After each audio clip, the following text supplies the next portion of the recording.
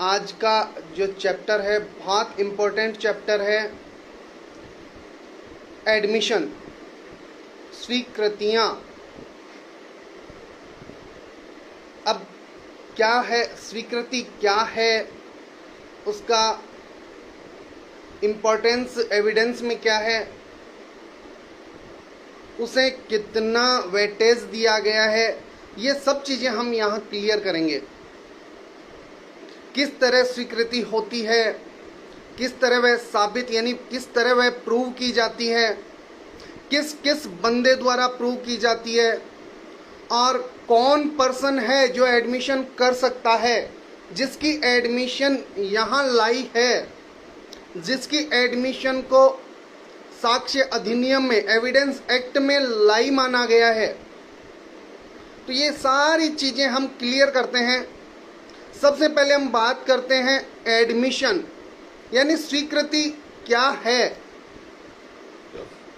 तो सबसे पहला जो इसका एसेंशियल एलिमेंट्स है स्वीकृति का, वह है स्टेटमेंट। स्वीकृति एक कथन है।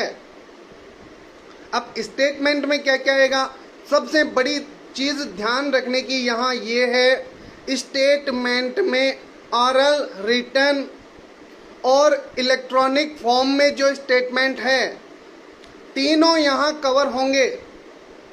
कथन में लिखित, मौखिक और इलेक्ट्रॉनिक माध्यम से किया गया कथन, तीनों कथन में आएंगे। स्टेटमेंट में ऑरल, रिटन और इलेक्ट्रॉनिक फॉर्म में किया गया स्टेटमेंट यानी तीनों इसमें इंक्लूड हैं। और इसे अच्छी तरह क्लियर कर लेना, यहाँ से क्वेश्चन कभी भी उठ के आ सकता है। स्टेटमेंट, स्वीकृतियाँ क्या हैं? सबसे पहली चीज है स्टेटमेंट है। अब स्टेटमेंट कौन सा? ऑरल, रिटन और इलेक्ट्रॉनिक फॉर्म में। क्लियर? इससे आगे हम देखते हैं कि अब कौन सा ऐसा स्टेटमेंट है जो एडमिशन होगा। ऐसा कौन सा स्टेटमेंट है जो एडमिशन माना जाएगा। उसके लिए सबसे इंपॉर्टेंट चीज है जो fact in issue, fact in issue और relevant fact. Fact in issue और रिलेवेंट फैक्ट का अनुमान इंगित करता है। वे कथन जो किसी फैक्ट इन इशू और रिलेवेंट फैक्ट का अनुमान इंगित करते हैं, यानी फैक्ट इन इशू और रिलेवेंट फैक्ट के बारे में सजेस्ट करता है। कथन होना चाहिए। कथन तीनों प्रारूप में हो सकता है, ओरल हो सकता है, रिटन हो सकता है और इलेक्ट्रॉनिक फॉर्म में हो सकता है। साथ ही वह फैक्ट इन इशू और रिलेवेंट फैक्ट के लिए सजेस्ट करे। अब कौन कर सकता है, ये सेक्शन 18, 90 और 20 में दे रखा है, जो हम क्लियर अच्छी तरीके से पढ़ेंगे। 18, 19 और 20 में दे रखा है कि कौन व्यक्ति एडमिशन कर सकता है। बाद में उसमें कहा गया है कि निम्न परिस्थितियों में, सरकमस्टांस में, तो वे कौन सी सरकमस्टांस हैं जिनके अंदर किया गया एक कथन एडमिशन माना जाएगा।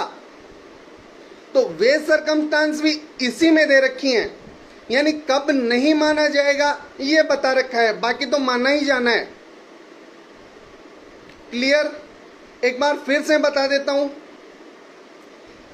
एडमिशन के लिए सबसे पहले एडमिशन क्या, कौन सा फैक्ट्स एडमिशन होगा, उसके लिए जरूरी है कि ऐसा स्टेटमेंट जो ओरल, रिटन या इलेक्ट्रॉनिक फॉर्म में हो, फैक्ट इन इशू या रिलेवेंट फैक्ट को सजेस्ट करता हो, और सेक्शन 18, 90 और 20 में जो व्यक्ति बता रखे हैं, जो पर्सन डिफाइन हैं, उनके द्वारा किया गया हो। और उन्हीं परिस्थितियों में किया गया हो। क्लियर?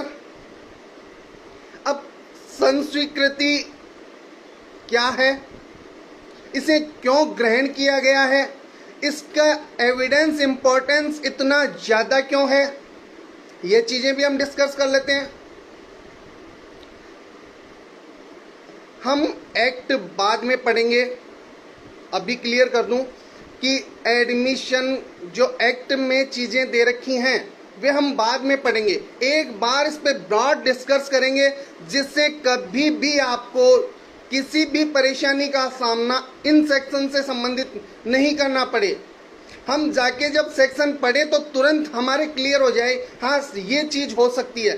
तो उससे पहले इसकी जो बाउंड्री है उसका हम नॉलेज कर लेते हैं, क्या है इसका एरिया, क्या है उसके ऊपर ब्रॉड डिस्कस कर लेते हैं। कोई आवाज से संबंधित प्रॉब्लम आ रही हो तो मुझे बता दें। अब बात करते हैं कि एडमिशन का एविडेंस, साक्षिक महत्व क्या है, किस रूप में हो सकती है, कैसे कैसे उठाया जा सकता है, कितने प्रकार की होती है, ये सब हम देखते हैं। अब क्या है इसका, देखो, संस्वीकृति सबूत के अभित्यजन के रूप में, admission as waiver of proof, संस्वीकृति सबूत के जहां कोई पक्षकार, जहां कोई पार्टी, सबसे पहले यह बता दूं आपको, वैसे ही नॉर्मली बता देता हूं कि एडमिशन कौन कौन कर सकता है, कौन कौन व्यक्ति एडमिशन कर सकता है। सबसे पहले पार्टी ऑफ प्रोसीडिंग, कार्रवाई के पक्षकार, पार्टी ऑफ प्रोसीडिंग, कार्रवाई के पक्षकार और उनके एजेंट, उनके अभिकर्ता। पहला कार्रवाई के पक्षकार, दूसरा उनके अभिकर्ता, प्राधिकृत अभिकर्ता और एजेंट, तीसरा है रिप्रेजेंटेटिव। अगर वाद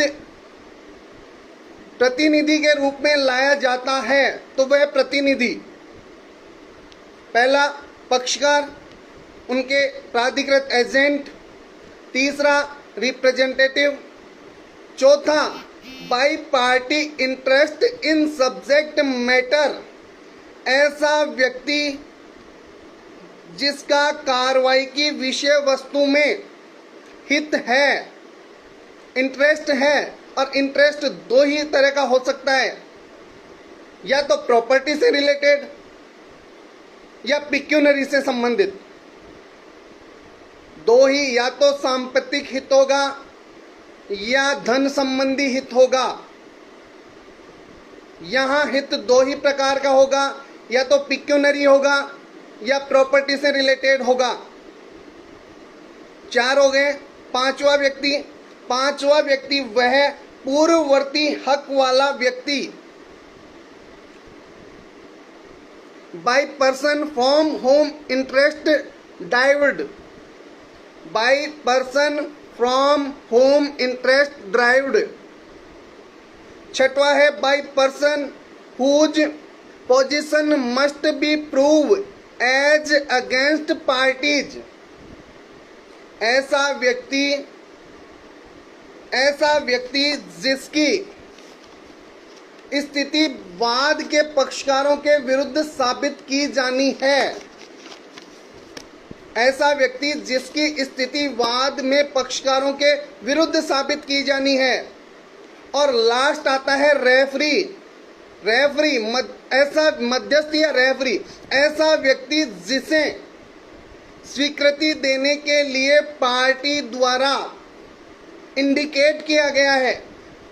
एक उदाहरण लेते हैं, मुझसे कोई भी बंदा है, वो घोड़ा खरीदने आता है, मुझसे कोई बंदा घोड़ा खरीदने आता है, मुझसे कहता है कि भाई घोड़ा कैसा है।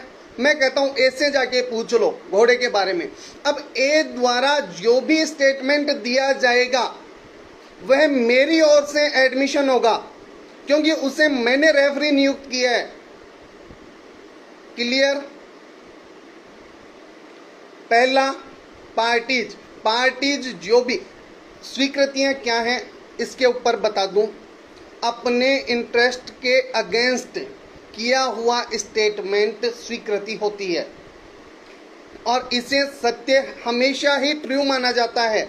इसका साक्षिक महत्व तो बहुत ज़्यादा माना गया है और उसका रीज़न ये है कि कोई भी व्यक्ति अपने अगेंस्ट, अपने इंटरेस्ट के अगेंस्ट कोई भी स्टेटमेंट नहीं देगा और अगर दे रहा है तो वे बिल्कुल ट्रू हैं। इसलिए न्यायालय एडमिशन पे आंख बंद करके विश्वास करता है।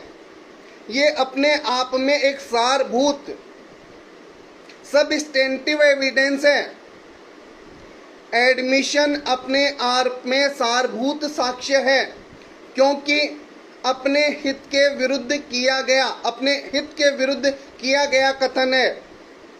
Against the interest for self, अपने स्वयं के हित के विरुद्ध जो कथन किया जाता है वह हमेशा ही ट्रू माना जाता है क्योंकि यह आशा की जाती है और यह सिद्धांत है कि कोई भी व्यक्ति अपने खुद के इंटरेस्ट के विरुद्ध कोई कथन नहीं करेगा।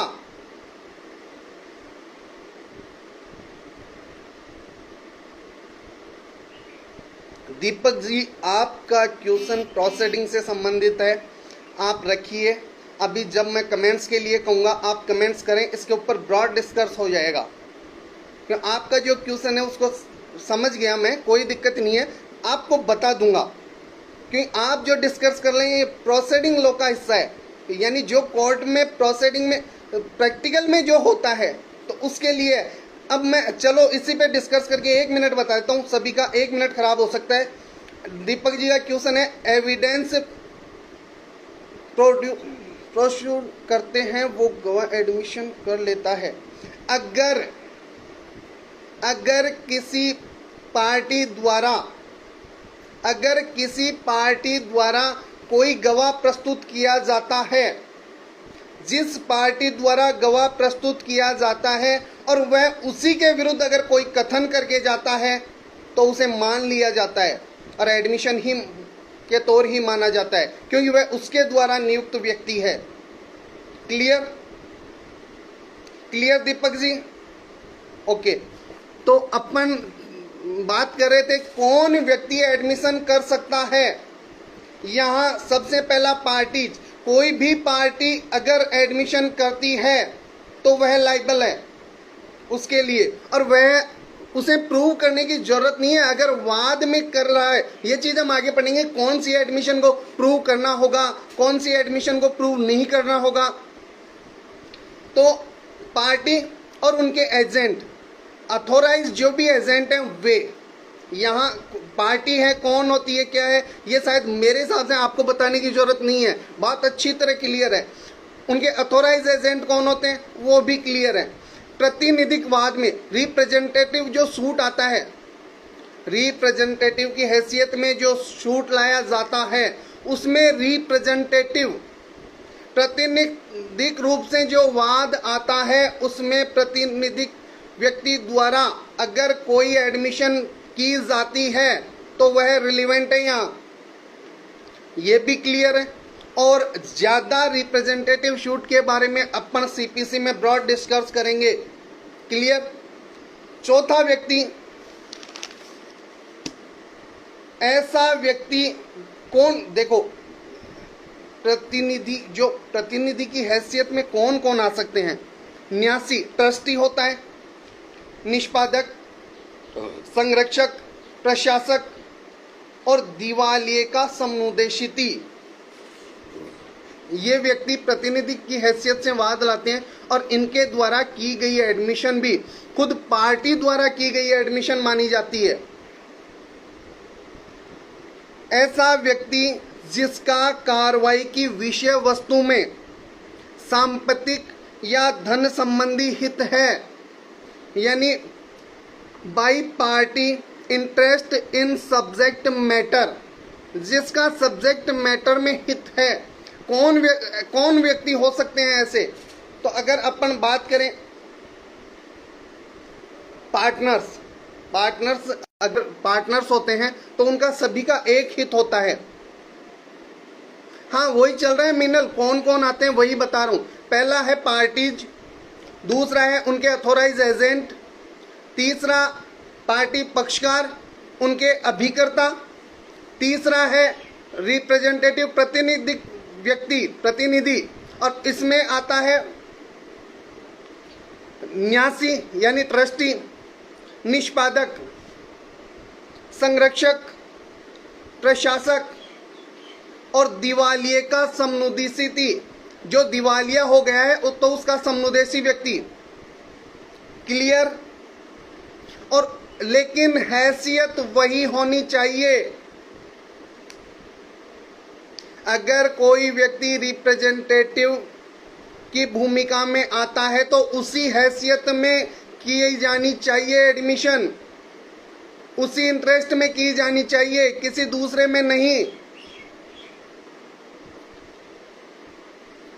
ये बहुत सी चीजें ऐसी हैं जो सीपीसी पढ़ोगे ना तो उसी हित में, उसी इंटरेस्ट में, तो ये क्लियर होती जाएंगी। यहां भी क्लियर कर रहा हूं, बाकी और अच्छी तरह ब्रॉड क्लियर हो जाएंगी। जैसे ही एक बार आप लोगों के सभी एक्ट क्लियर हो जाएंगे, उसके बाद जब दोबारा एक्ट पढ़ोगे तो शायद कोई प्रॉब्लम नहीं आएगी। अब क्या है, यहाँ कोरिलेटेड है, एक दूसरे से कोरिलेटेड है।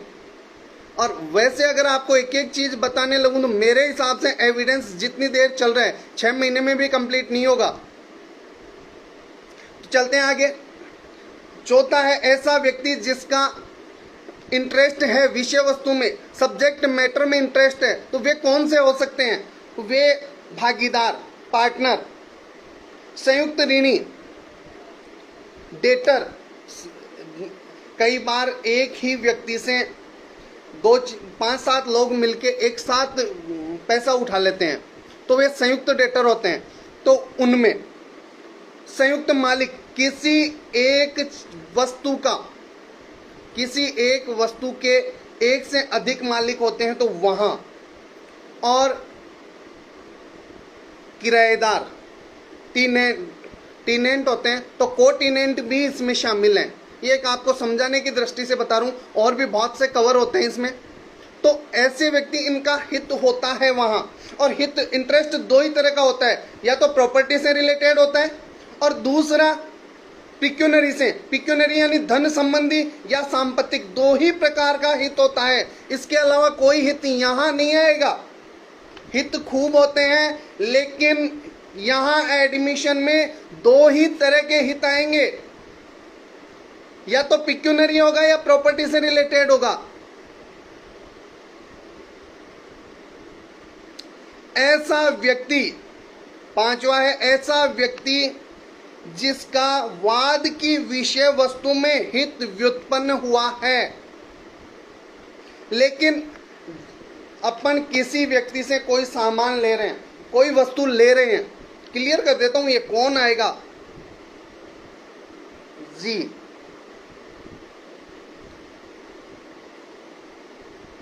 बिल्कुल सही है, continent.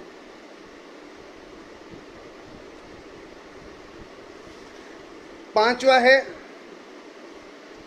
Bye person from home interest derived. ऐसा व्यक्ति जिससे हित व्युत्पन्न हुआ है। तो मैं सपोज देन मैं किसी व्यक्ति से कोई मोबाइल ले रहा हूं, मैंने वो किसी दूसरे को सेल आउट कर दिया, उसमें कोई प्रॉब्लम थी, मैंने उसे नहीं बताई, लेकिन जिससे मैंने लिया था उसने उस टाइम जब उसके पास वह सेल फोन था किसी व्यक्ति से कहा था, या जिस व्यक्ति ने लिया है उसी व्यक्ति को कहा था कि यार इस मोबाइल में प्रॉब्लम है। मुझे देते समय भी प्रॉब्लम बताई थी, मैंने लिया, और जिसको मैंने सेल किया उसे मैंने प्रॉब्लम नहीं बताई। तो उस व्यक्ति द्वारा जिससे मैंने मोबाइल परचेज किया था उसके द्वारा जो स्टेटमेंट दिए गए कि मोबाइल में प्रॉब्लम है वे रिलेवेंट हैं और वे एडमिशन माने जाएंगे मेरे, क्योंकि उस समय उसका उस विषय वस्तु में हित था, उस सब्जेक्ट मैटर में उसका इंटरेस्ट था। और इंटरेस्ट होते हुए अपने बियॉन्ड द इंटरेस्ट, अपने इंटरेस्ट के विरुद्ध अगर कोई बात कह रहा है तो वह एडमिशन है। क्लियर?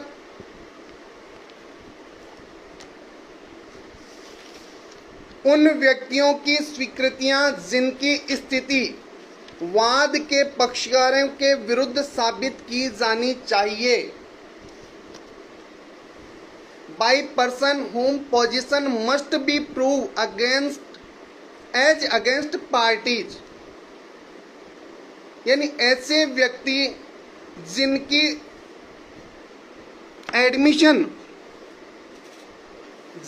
एडमिशन वाद के पक्षकारों के विरुद्ध साबित की जानी है तो उनकी एडमिशन भी यहां एडमिशन मानी जाएगी।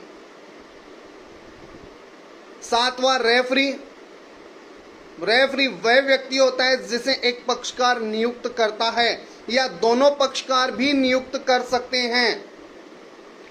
यहां तक क्लियर है? पहली चीज मैंने बताई एडमिशन क्या होती है और एडमिशन कौन कर सकता है। अगर यहां तक कोई प्रॉब्लम हो तो मुझे बताएं।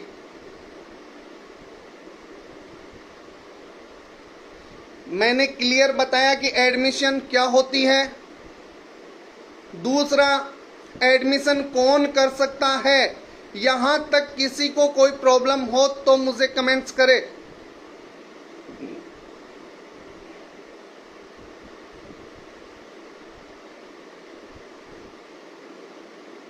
कोई डाउट नहीं किसी को? आगे चलें।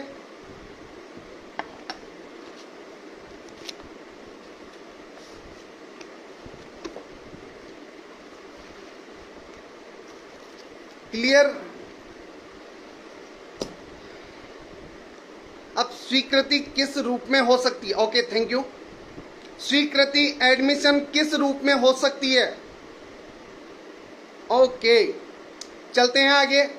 पहली, admission as waiver of proof, स्वीकृति सबूत के अभित्यजन के रूप में। क्या होता है ये? जहां कोई शूट, अभी दीपक जी का एक क्वेश्चन था और उसी से रिलेटेड चीज अब फिर आ रही है, और ध्यान से सुन लें दीपक जी। एक कोर्ट में एक केस चल रहा है, ठीक है। वहां कोई फैक्ट किसी पक्षकार द्वारा स्वीकृत कर लिया जाता है तो उसे साबित करने की आवश्यकता नहीं है, वह स्वीकृत माना जाएगा, वह उसकी एडमिशन मानी जाएगी। जहां कोर्ट प्रोसीडिंग में किसी पार्टी द्वारा किसी फैक्ट को स्वीकार कर लिया जाता है तो उसे प्रूव करने की आवश्यकता नहीं होती, वह उसकी एडमिशन मान ली जाती है।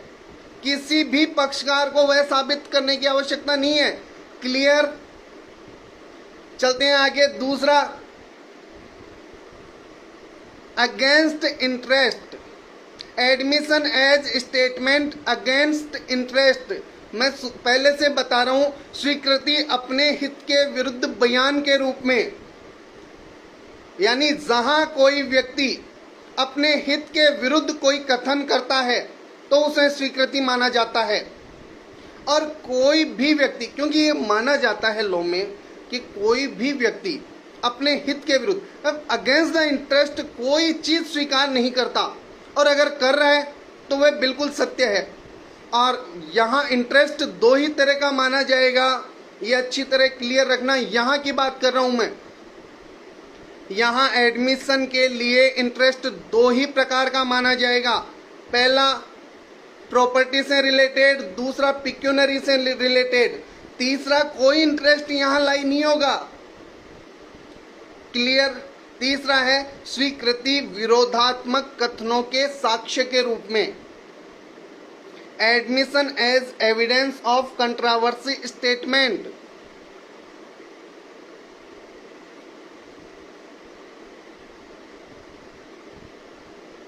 अगर कोई व्यक्ति कोई भी व्यक्ति ऐसा कोई स्टेटमेंट देता है जिससे खुद के कथनों में विरोध उत्पन्न होता है और वह यहाँ रिलेटेड है, तो उसे एडमिशन माना जाएगा।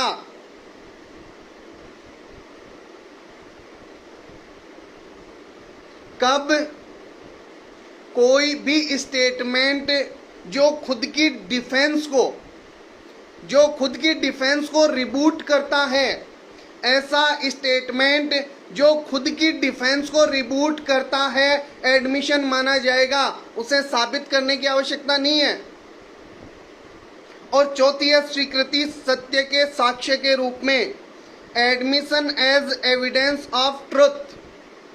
स्वीकृति सत्य के साक्ष्य के रूप में, admission as evidence of truth. जो कुछ भी पक्षकार कहता है वह उसके विरुद्ध साक्ष्य होता है। जो कुछ भी पक्षकार कहता है वह स्वयं के विरुद्ध साक्ष्य होता है, ये मान के चलो। और party himself admission to be true, presumed to be true. सुनना एक बार, party himself admit to be true, presumed to be true. जो कुछ भी पक्षकार स्वयं सत्य बताता है उसके सत्य होने की उपधारणा की जाती है, लेकिन कब? हर फैक्ट्स की नहीं होगी। हर फैक्ट को तो उसे साबित करना होगा। जिस फैक्ट को साबित करने के लिए कोर्ट कहे वो साबित करना होगा। लेकिन कोई फैक्ट ऐसा है जो खुद के इंटरेस्ट के विरुद्ध है, तो वह साबित नहीं करना होगा। मचल 179 बताइए।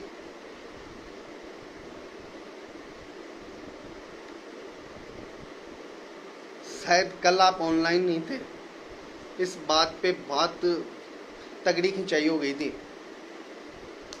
ओके, कोई नहीं, थोड़ा ध्यान रखा करें कमेंट्स का। ओके, मैं अगर कमेंट्स ऑन रखता हूं तो वह आपकी सुविधा के लिए, ठीक है। और आप अगर डिस्टर्ब करेंगे तो नुकसान आपका ही है, मेरा कुछ नहीं। क्योंकि जो मूड बना हुआ है वह लगातार रहे, जरूरी नहीं है। हो सकता है आपकी बात से मूड बदल जाए, तो जो कुछ मैं जिस वे में चल रहा हूं वो वे अगर बदल गया तो नुकसान आपका ही है, मेरा कुछ नहीं होना। चलते हैं आगे।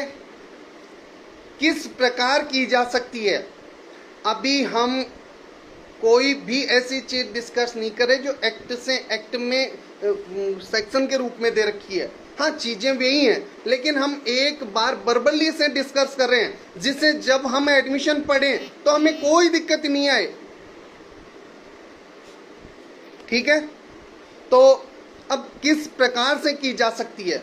सबसे पहले होती है औपचारिक या न्यायिक स्वीकृति। पहली है औपचारिक या न्यायिक स्वीकृति, फॉर्मल और जुडिशियल एडमिशन। फॉर्मल और जुडिशियल एडमिशन कौन सी होती है? जो स्वीकृति न्यायालय में कार्रवाई के भाग के रूप में की जाती है। ओके, अरे इतना कोई वो नहीं है, बाकी थोड़ा सा ध्यान रखें आप।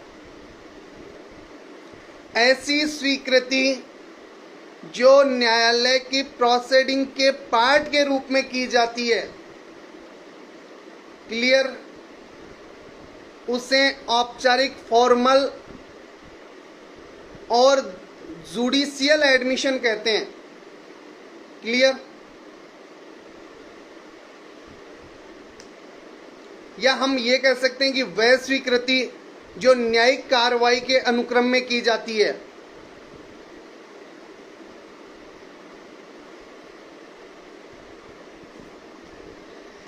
ऐसी स्वीकृति जो न्यायिक कार्रवाई के अनुक्रम में की जाती है, जुडिशियल कन्फेशन होती है।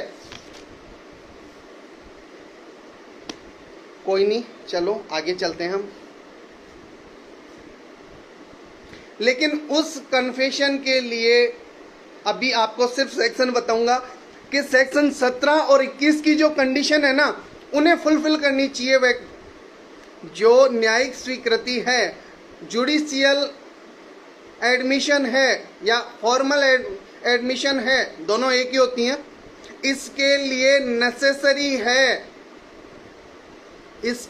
नेसेसरी है कि वह सेक्शन 17 और 21 की कंडीशन को फुलफिल करनी चाहिए। वो चीजें हम पढ़ते रहेंगे, एक बार इतना याद रखें, सेक्शन 17 और 21 की कंडीशन को फुलफिल करें। क्लियर। दूसरी होती है इनफॉर्मल और कैजुअल एडमिशन, अनौपचारिक तथा आकस्मिक स्वीकृति।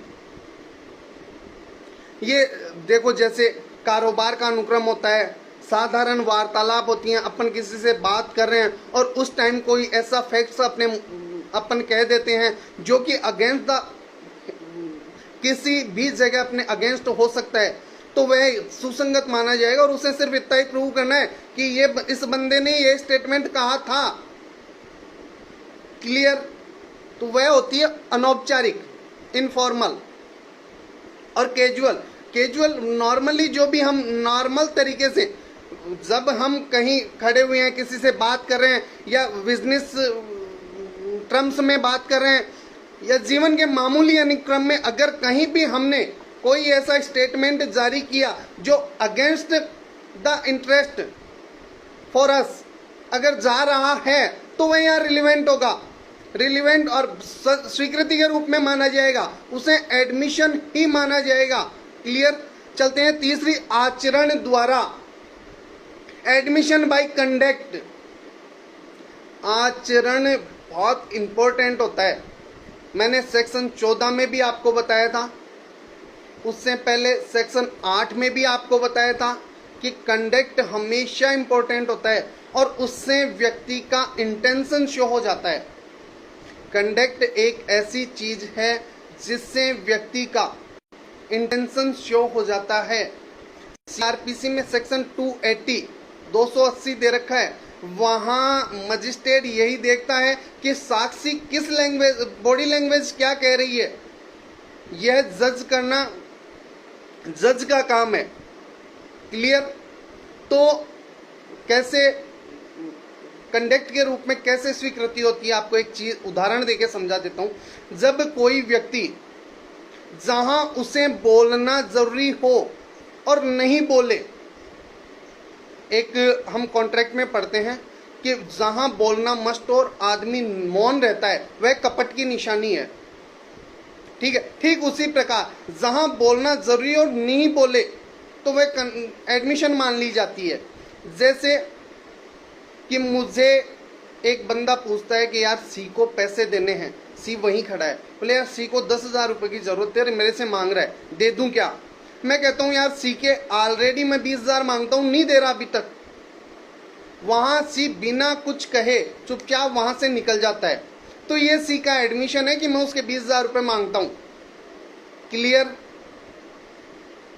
जहां मुझे एक बंदा पूछता है यार सी जो नियर ही खड़ा है कि सी को 10,000 रुपए की आवश्यकता है या सी को 10,000 रुपए की आवश्यकता है, दे दूं क्या? मैं कहता हूं यार मैं सी के ऑलरेडी 20,000 मांगता हूं, उनकी कोई बात ही नहीं करता ये देने की, सी वहां से निकल जाता है। इसका मतलब ये सी की एडमिशन है, किस द्वारा? कंडक्ट द्वारा। क्लियर। कितनी तरह की होती हैं? अब सबसे बड़ी बात है कि एडमिशन स्वेच्छा से होनी चाहिए।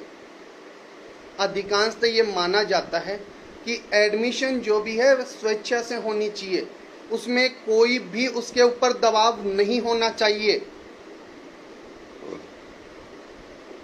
अब इसका साक्षिक विधि की स्वीकृति, ये अपन अब तक जो बात कर रहे थे वह फैक्ट्स की एडमिशन थी, वह एडमिशन फैक्ट्स की थी। अब मैं कहता हूं कि लॉ की एडमिशन का क्या होगा, क्या वह मानी जाएगी? फैक्ट्स की जो एडमिशन होती है वह एडमिशन करने वाले के विरुद्ध प्रमाणित मानी जाती है। फैक्ट्स की जो एडमिशन है तथ्य की जो स्वीकृति है वह स्वीकृति करने वाले के विरुद्ध प्रमाण मानी जाती है। क्लियर है? तो विधि की स्वीकृति लॉ की एडमिशन का क्या माना जाएगा? तो मैं बता दूं, लॉ की एडमिशन को मानने के लिए न्यायालय बाध्य नहीं है। उसका साक्षिक महत्व जो अपन यहां बात करें एडमिशन, इसके बारे में केस स्टडी भी लिखूंगा, बहुत केस लिखूंगा इसके अंदर, जो आपको एक एक चीज क्लियर होती जाएगी। एडमिशन को हमेशा सारभूत साक्ष्य माना गया है, सबस्टेंटिव एविडेंस, लेकिन फैक्ट्स की होनी चाहिए, लॉ की नहीं। लॉ की को मानने के लिए न्यायालय बाध्य नहीं है। कानूनी प्रश्न पर की गई स्वीकृति को न्यायालय मानने को बाध्य नहीं होता। और इसका केस लिख लें, सोसाइटी वेलेजडी वैक्यू बना गिरधारी लाल, लिखा दूंगा बाद में अच्छी तरह, वैसे ही एक बार अपन क्लियर कर लें, कि कर लेता हूं कि आपको ये केस लिखवाना है।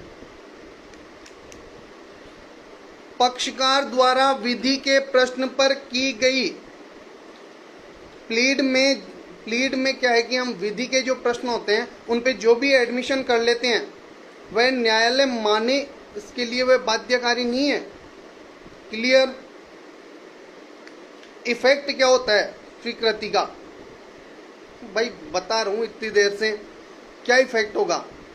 इफेक्ट वही है, सारभूत साक्ष्य है, सबस्टेंटिव, इसी के आधार पे मामले का निष्कर्ष निकाला जा सकता है। Okay, clear?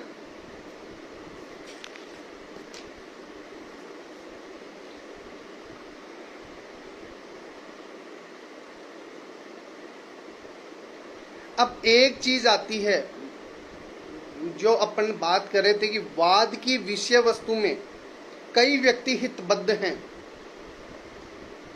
जहां मैंने बताया कि बहुत से व्यक्ति एक ही सब्जेक्ट मैटर में इंटरेस्टेड हैं, वहां एक के द्वारा की गई एडमिशन सभी के विरुद्ध मानी जाएगी।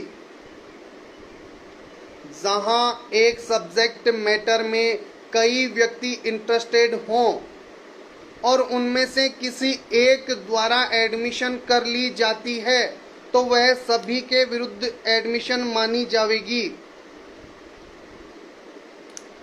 और एक चीज और बता दूं, बेशक स्वीकृति सारभूत साक्ष्य है, ये हमेशा विरोधी पक्षकार द्वारा साबित की जाती है। स्वीकृतियां हमेशा विरोधी पक्षकार द्वारा साबित की जाती हैं, बस इसका एक एक्सेप्शन है जो हम एक्ट में पढ़ेंगे। एक और सबसे बड़ी चीज है कि एडमिशन को से कभी भी किसी व्यक्ति को टाइटल नहीं मिलता। किसी भी व्यक्ति को एडमिशन से किसी भी भूमि का टाइटल नहीं मिलता। Admission can not pass title to land. हाँ, अगर टाइटल का सूट चल रहा है वहां उस एडमिशन को प्रूव किया जा सकता है, लेकिन केवल एडमिशन के आधार पर किसी व्यक्ति को लैंड का टाइटल नहीं मिलता। क्लियर? जहां तक आपको पढ़ाया वहां तक कोई भी क्वेरी हो, कोई भी क्वेश्चन हो, कोई भी डाउट हो तो आप मुझे कमेंट्स कर सकते हैं।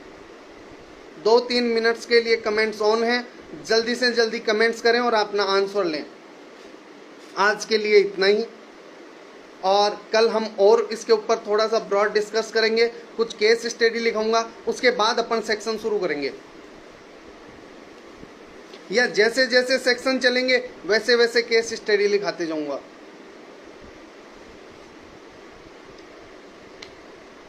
एडमिशन में जो अब तक आपको पढ़ाया, जो हमने डिस्कस किया, उससे संबंधित कोई भी क्वेरी हो मुझसे डिस्कस कर सकते हैं आप।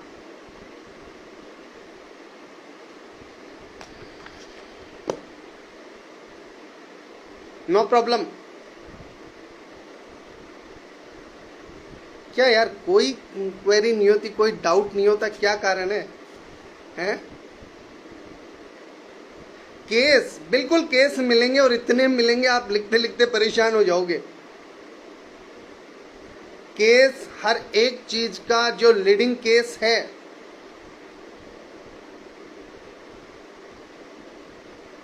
एडमिशन किस रूप में हो सकती है, उसका 5वां पॉइंट तो था ही नहीं।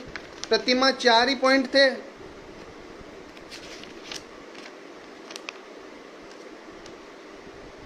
चार ही पॉइंट थे, 5वां था ही नहीं।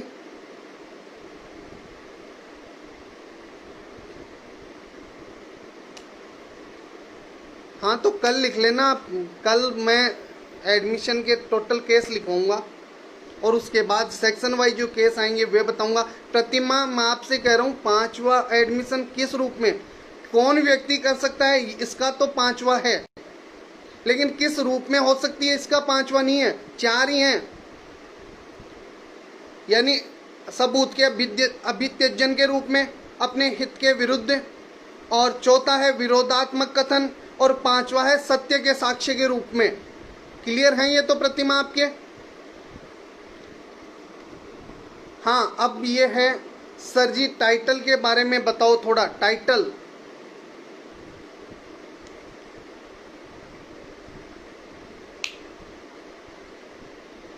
टाइटल के बारे में यार, मतलब कोई भी भूमि, कोई भी लैंड, वह किसके स्वामित्व में है, ठीक है, उसी को, जिसके नाम से वह चल रही है, उसी को टाइटल माना जाता है।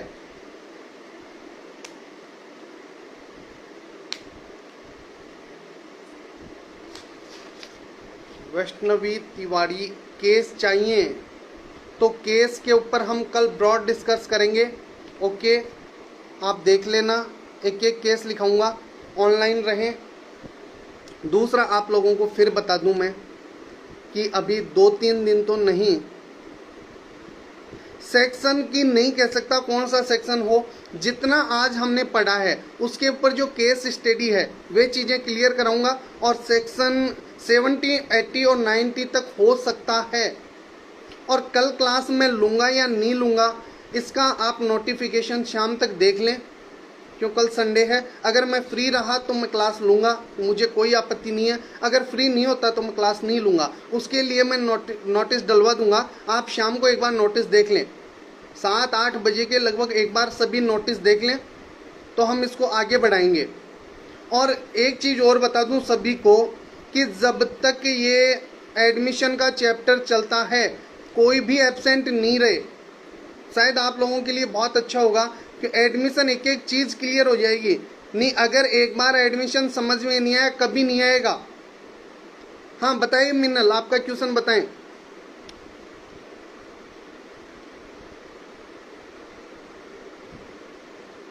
हाँ मिन्नल, कौन सा क्वेश्चन है आपका, देख लेता हूं मैं एक बार। लो की एडमिशन कैसे होती है? लो की एडमिशन, विधि के जो तथ्य होते हैं उन्हें स्वीकार करना। जब हम प्लीड ड्राफ्ट करते हैं तो उसमें बहुत सी चीजें होती हैं, तो उन्हें स्वीकार करना। जैसे कि वाद की विषय वस्तु की अधिकारिता माननीय न्यायालय को है, अधिकारिता में है। दूसरा, बार्ड बाई लो नहीं है, मतलब कि लिमिटेशन में है। अब उसे कोर्ट माने ये जरूरी नहीं है, क्यों, लिमिटेशन में होगा तो मानेगा, नहीं तो नहीं मानेगा। सूट लिमिटेशन में है, ये हम उसमें लिखते हैं कि वाद अंदर मियाद सादर प्रस्तुत है, लेकिन वो मियाद में है या नहीं ये तो कोर्ट डिसाइड करेगा। इसलिए विधि के, लॉ की जो एडमिशन है उसे कोर्ट माने ये जरूरी नहीं है। समझ गए या और कुछ बताना है मिन्नल?